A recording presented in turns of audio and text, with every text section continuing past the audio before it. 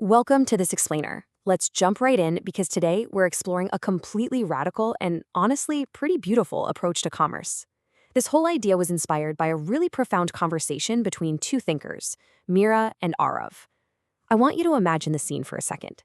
It's a quiet terrace. It feels almost like a busy dispatch dock that has just paused to take a deep breath.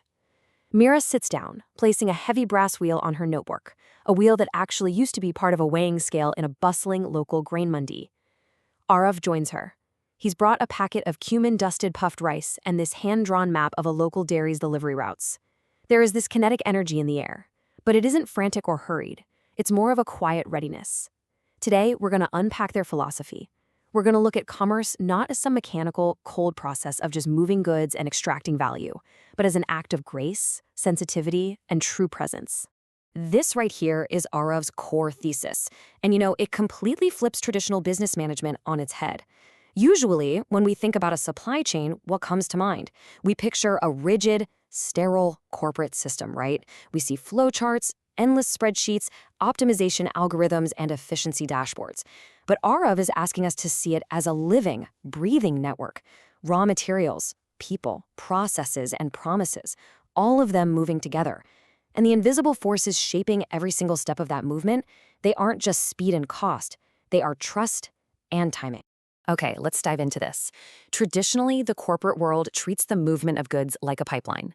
It's linear, it's forceful, and it is literally all about pushing maximum volume from point A to point B as fast as humanly possible. But Mira and Arav propose a much more mindful approach. They argue that a healthy supply chain doesn't function like a rigid pipe at all. It functions like a pulse. It has a rhythmic cadence to it. It actually expands and contracts based on the real needs of the people and the environment it interacts with. To them, it wasn't a pipeline, it was a pulse.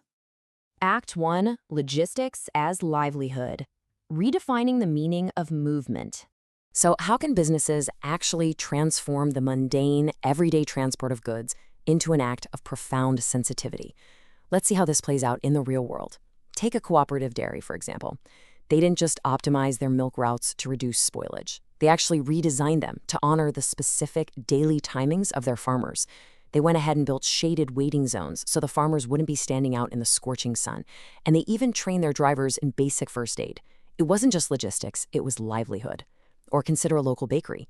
When they're sourcing millet from nearby villages, they aren't just staring at raw quantities on a spreadsheet. They are tracking the local rainfall. They track village festivals. They are deeply, deeply attuned to local rhythms.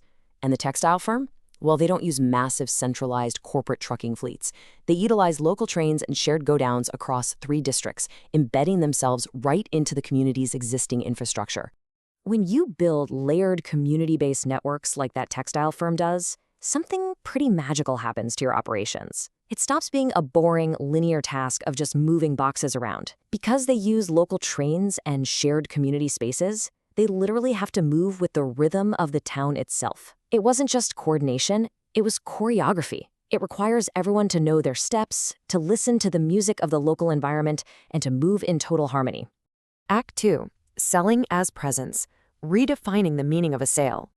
Now we are moving from how things travel to how people connect. If logistics is about physical movement, selling, at least in this philosophy, is fundamentally about tenderness and dialogue. Let's look at how organizations can shift their focus from mere transactions to genuine human connection. That bakery staff we mentioned, they aren't just ringing up loaves of bread. They are trained to ask about allergies, they remember customer birthdays, and they suggest thoughtful pairings. It's a deeply personal experience. Or look at the publishing house. They don't just push out aggressive marketing copy. They host actual book circles, bringing editors, authors, and readers into the exact same room. Sales happen slowly, relying on shared stories rather than catchy slogans. And my absolute favorite example here is the school trust. When they need to explain their scholarship model to potential donors, they don't hire slick, highly trained salespeople. No way. They use alumni volunteers. The people who actually lived the experience become the trusted, authentic voices. So the crucial point is this. Selling isn't about closing a deal. It's not about cornering someone with a highly polished pitch until they finally cave and hand over their money. Mira firmly believes that true selling happens when someone genuinely listens, understands, and offers not just a product, but a possibility. In this framework, it wasn't transaction, it was tenderness. Act 3, Supporting the Handover, the architecture of care.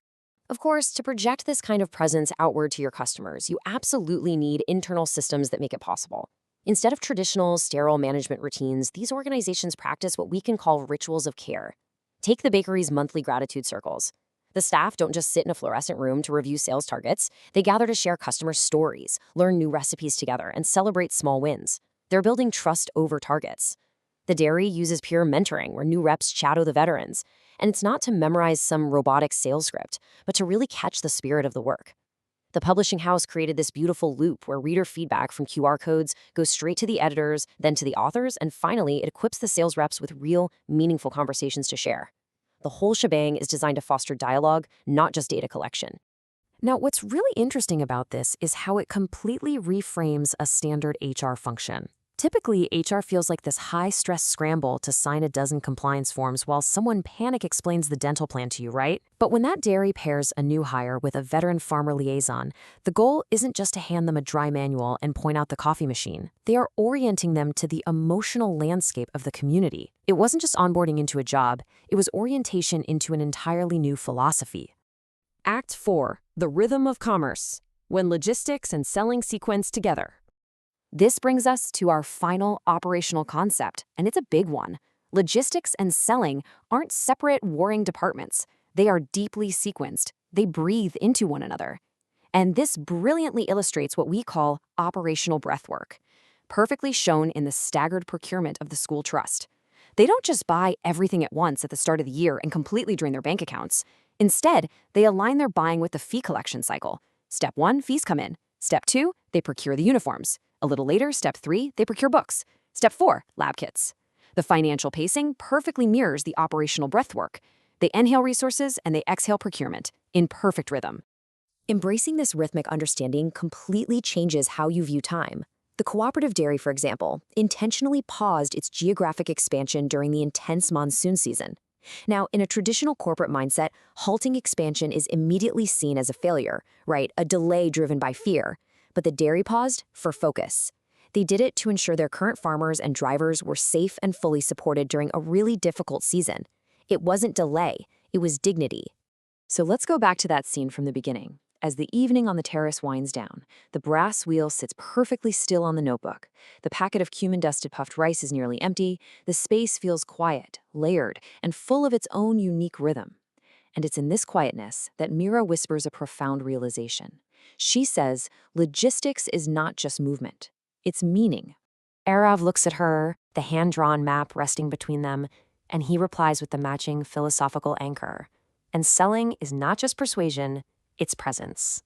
Before they leave the terrace, they write down a series of reflections. And I want to invite you to turn this philosophy inward today, starting with the physical reality of your own work. What do you move in your day-to-day life? Whether it's physical products, data, or even just ideas. And exactly how are you moving it? Take a moment to really think about that. Now, consider your daily interactions.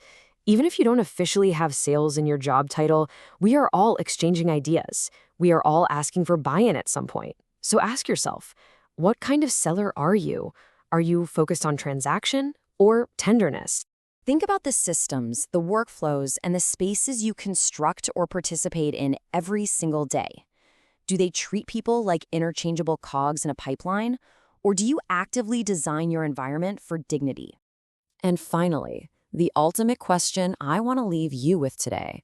In a world that is so entirely obsessed with relentless speed and endless pipelines, what rhythms do you honor in your supply and in your speech?